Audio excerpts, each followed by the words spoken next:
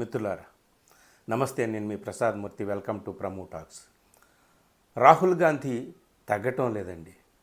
ఇంకా ఇంకా ఇంకా ఇంకా స్వరం పెంచాడు, దాడి పెంచాడు. తీవ్రమైనటువంటి విమర్శలు, అలిగేషన్సు, సాక్ష్యాలతో పాటు చూపిస్తున్నాడు. మొన్న న్యూఢిల్లీలో కాంగ్రెస్ హెడ్ క్వార్టర్స్లో ప్రతిపక్షాల సమక్షంలో, మీడియా సమక్షంలో ఈ ఎలక్షన్ కమిషన్ ఏ విధంగా ఎన్నికల్లో ఓట్ల చోరీ చేసి బీజేపీకి లాభం చేకూరుస్తుంది అని పవర్ పాయింట్ ప్రజెంటేషన్తో సహా ఆయన ఒక అసెంబ్లీ కాన్స్టిట్యున్సీని, అంటే కర్ణాటక సెంట్రల్ పార్లమెంటరీ నియోజకవర్గంలోని మహదేవపుర కాన్స్టిట్యున్సీలో ఏ విధంగా జరిగింది, దాదాపు 1,250 ఓట్లు దొంగతనం జరిగింది ఒక కాన్స్టిట్యున్సీ, అది కూడా పార్లమెంట్ కాన్స్టిట్యున్సీలో, ఒక అసెంబ్లీ కాన్స్టిట్యున్సీలో. ఇది ఏ విధంగా జరిగింది ఏమిటి అనేది కూడా ఆయన చూపించాడు, చెప్పాడు. దాని తర్వాత నిన్న కర్ణాటకలో భారీ బహిరంగ సభలో తన దాడిని ఇంకా మరింత తీవ్రతరం చేశాడు. డైరెక్ట్గా ప్రధానమంత్రి నరేంద్ర మోడీ దొంగ ఓట్లతో ప్రధానమంత్రి అయ్యాడు అని చెప్పాడు. దొంగ ఓట్లతో. దీనికి సహాయపడుతున్నది ఎలక్షన్ కమిషన్ అని చెప్తున్నాడు.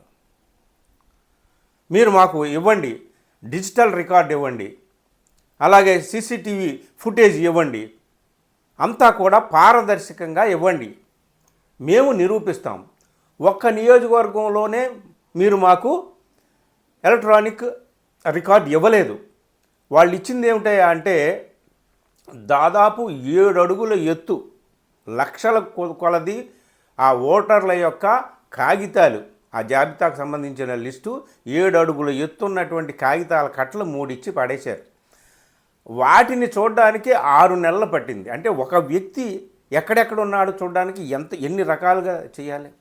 సో ఇది చేసిన తర్వాత ఆయన ఏ రకంగా ఓట్ల చోరీ జరుగుతుందనేది మనకు చెప్పాడు. నిన్న మనం మాట్లాడుకున్నాము. ఇప్పుడు మిత్రులారా, డైరెక్ట్గా ఆయన ఆరోపణ ప్రధానమంత్రి మీద చేస్తున్నాడు, ఎలక్షన్ కమిషన్ మీద చేస్తున్నాడు. దానికి సమాధానం వీళ్ళు ఏం చెప్తున్నారా అంటే, మీరు అఫిడవిట్ ఇవ్వండి, కోర్టులో కంప్లైంట్ చేయండి, అలాగే శపథం చెయ్యండి, oath, under the oath you have to submit your affidavit in the court. మేము దానికి సమాధానం చెప్తాను. అంతేకాదు, రాహుల్ గాంధీ అడుగుతున్న దానికి నిజంగా అడుగుతున్నట్టుగా కానీ చేస్తే దాని మీద దర్యాప్తు ఎలక్షన్ కమిషన్ ఏం చెప్పిందయ్యా అంటే 10.5 లక్షల పోలింగ్ బూతులు ఉన్నాయి. దాని మీద ప్రతి ఓటర్ యొక్క అస్తిత్వాన్ని లేదా వ్యాలిడిటీని పరీక్షించాలి, పరిశోధన చేయాలంటే ఆ 10.5 లక్షల పోలింగ్ బూతుల్లో 3,600 సంవత్సరాలు పడుతుందని చెప్పి ఎలక్షన్ కమిషన్ నిన్న ఒక ప్రెస్ మీట్లో చెప్పిందండి. అంటే 3,600 సంవత్సరాలు పడుతుందంటే రాహుల్ గాంధీ అడిగింది. మరి 6 నెలల్లో ఒక నియోజకవర్గం చేశారు. అదే ఎలక్ట్రానిక్ డివైస్ ఇచ్చారనుకోండి, ఎంతసేపు, మేము కొన్ని వారాల్లో నెలల్లో తేల్చి ఇచ్చేస్తామని చెప్పి ఆయన చెప్తున్నాడు. ఇలా చెప్పి తప్పించుకుంటారా, లేకపోతే రాహుల్ గాంధీ చేస్తున్నటువంటి ఈ ఆరోపణలు సాక్ష్యాలతో కూడినటువంటి ఆరోపణలకు మీరు సరైనటువంటి సమాధానాలు చెప్పడానికి, దాని మీద దర్యాప్తు చేసి పరిశోధన చేసి ఇందులో ఎంతవరకు జరిగింది ఏమిటని. గురుదీప్ సింగ్ సత్పాల్ అనే కాంగ్రెస్ పార్టీ స్పోక్స్ పర్సన్ నిన్న మాట్లాడిన దాన్ని బట్టి 2017లోనే ఈ విధంగా పబ్లిక్ డొమైన్లో వెబ్సైట్లో, ఎలక్షన్ కమిషన్ వెబ్సైట్లో ఉండే దాని ప్రకారం మేము కొంత తనిఖీ చేస్తే 2017లో అందులో కొన్ని లక్షలు ఓట్లు ఇన్వాలిడ్గా తేలినాయి అని చెప్తే అప్పుడు ఎలక్షన్ కమిషన్కి రిపోర్ట్ చేస్తే ఎలక్షన్ కమిషన్ కొట్టిపారేసింది. సుప్రీంకోర్టుకి వెళ్తే మీరు పబ్లిక్ డొమైన్లో పెట్టండి ఇదంతా కూడా అని చెప్పేసి వెబ్సైట్లో పెట్టండి, డౌన్లోడ్ చేసుకునే పీడిఎఫ్ ఫార్మేట్లో ఉన్న దాన్ని డౌన్లోడ్ చేసుకునే దాన్ని అవకాశం. అంటే తర్వాత వెంటనే ఎలక్షన్ కమిషన్ తీసేసింది. అందులో పీడిఎఫ్ ఫార్మాట్లో ఉన్నదాన్ని డౌన్లోడ్ చేసుకునే సౌలభ్యం లేకుండా తీసిపడేసి. సో ఎప్పుడెప్పుడు ప్రశ్నలు వస్తాయో అప్పుడప్పుడు వీళ్ళు ఏ విధంగా తనిఖీలు చేస్తున్నారో ఆ విధంగా తనిఖీలు చేయడానికి అవకాశం లేకుండా చేయడమే తప్ప తాను తనిఖీలు చేసి ఇందులో ఎంతవరకు ఉంది ఏమిటి అనేటటువంటిది ఎలక్షన్ కమిషన్ ఎప్పుడు చేయలేదు, ఇప్పుడు కూడా చేస్తుంది అనేటటువంటి దాఖలాలు అయితే కనిపించడం లేదు. కానీ మరి సాక్షాత్తు ప్రధానమంత్రి మీద ఆయన నేతృత్వం వహిస్తున్నటువంటి పార్టీ మీద, అలాగే ఒక రాజ్యాంగ వ్యవస్థ అయినటువంటి ఎలక్షన్ కమిషన్ మీద రాహుల్ గాంధీ ఇంత తీవ్రమైనటువంటి దాడి, ఒక యుద్ధ వాతావరణాన్ని తలపించేటటువంటి దాడి ఆయన చేస్తున్నాడు. మొన్న ఢిల్లీ నుంచి నిన్న కర్ణాటక దాకా స్వరం పెంచాడు. మరి ఏం చేస్తారు? ఒకటండి, ఈ దేశంలోనే కాదు, ఏ దేశంలోనైనా పారదర్శకత అనేది లేకపోతే ప్రశ్నించే వాళ్ళకే శిక్షలు పడతాయి. మన దేశంలో చూసుకుందాం, నోట్ల రద్దు దగ్గర నుంచి ఏమన్నారు? నోట్ల రద్దు, మొత్తం నల్లధనం అంతా కూడా తెల్లధనం అయిపోతుంది, ఏం పర్వాలేదు అన్నారు. ఏమైంది? నల్లధనం అంతా కూడా ఎవరెవరి దగ్గర ఉందో వాళ్ళు తెల్లధనం చేసుకున్నారు. 15 లక్షలు ప్రతి భారతీయుడి అకౌంట్లో వస్తున్నారు, పైసా లేదు. ఇట్లా చెప్పుకుంటూ పోతే ఎలక్టోరల్ బాండ్స్, నల్లధనం ఎవడెవడి దగ్గర ఉందో దాన్ని తెల్లధనంగా వీళ్ళు చందాల రూపంలో గుంజుకోవడానికి చాలా కుట్రపూరితంగా ఎలక్టోరల్ బాండ్స్ అని పెట్టారు. వాటి మీద ప్రశ్నలు వేస్తే వాటిని కూడా వీళ్ళు అంగీకరించలేదు. ఆఖరికి కోర్టు పుణ్యమా అని నిజాలు బయటపడ్డాయి, ఎవరెవరికి ఎన్నేసి వేల కోట్ల రూపాయలు అందాయి అనేటటువంటిది. తర్వాత కోర్టు ముట్టుకాయలు వేస్తే దాన్ని రద్దు చేశారు.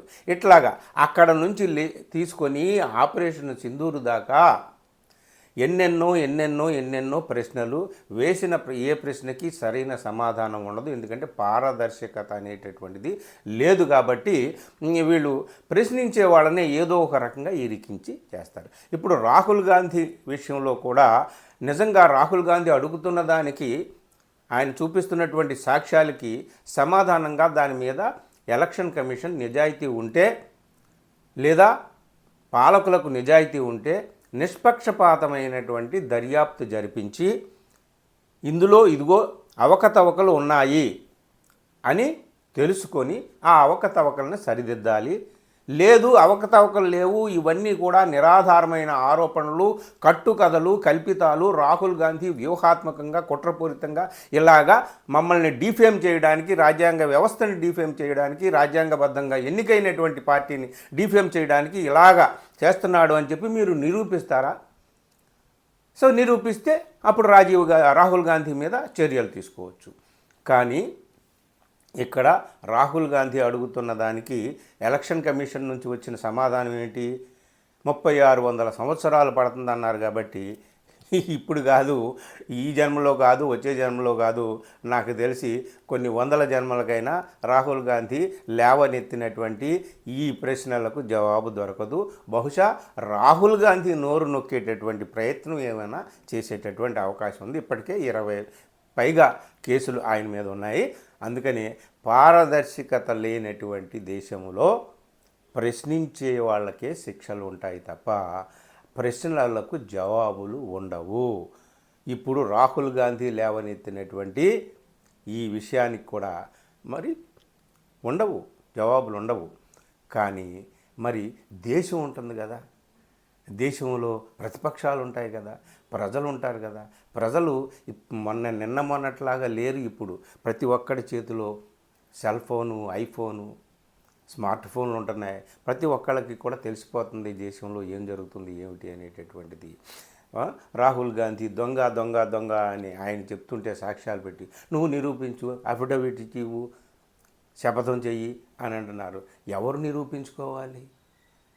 నేను నిరపరాధిని అని ఎవరైతే ఆరోపణలు ఎదుర్కొంటున్నారో వాళ్ళు నిరూపించుకోవాలి. ఏ సాక్ష్యాలు అయితే చూపిస్తున్నాడో అది తప్పుడు సాక్ష్యాలు అని చెప్పి నిరూపించుకోగలగాలి. మరి అలా జరుగుతుందా లేదా? రాహుల్ గాంధీని ఇరికించి రాహుల్ గాంధీ నోరు మూయించడమే చివరి అస్త్రంగా వీళ్ళు భావిస్తారా ఏమిటి అనేటటువంటిదే ఇప్పుడు పెద్ద ప్రశ్న అండి. మనం వేచి చూడాలి ఏం జరుగుతుందో. రాహుల్ గాంధీ మాత్రం జోరు పెంచాడు. నిన్న కర్ణాటకలో యుద్ధభేరీ మోగించాడు. మొత్తం ప్రతిపక్షాలు చీఫ్ ఎలక్షన్ కమిషన్కి దగ్గరికి కూడా ర్యాలీగా వెళ్ళేటటువంటి ప్రయత్నం కూడా చేస్తున్నారు. ఇది ఏ విధమైన మలుపు తీసుకుంటుంది, దేశం స్పందన ఎలా ఉంటుంది ఈ విషయంలో ఏమిటి అనేటటువంటిది. నిజమైనటువంటి చర్యలంటూ కానీ తీసుకోవడం అంటూ జరిగితే 2024 లోక్సభ ఎన్నికలు రద్దు అయిపోయి ఒక రాజ్యాంగ సంక్షోభం ఏర్పడేటటువంటి పరిస్థితి కూడా ఉండవచ్చు. ఏం జరుగుతుందో మనం వెయిట్ అండ్ సీ అంతే. Thank you.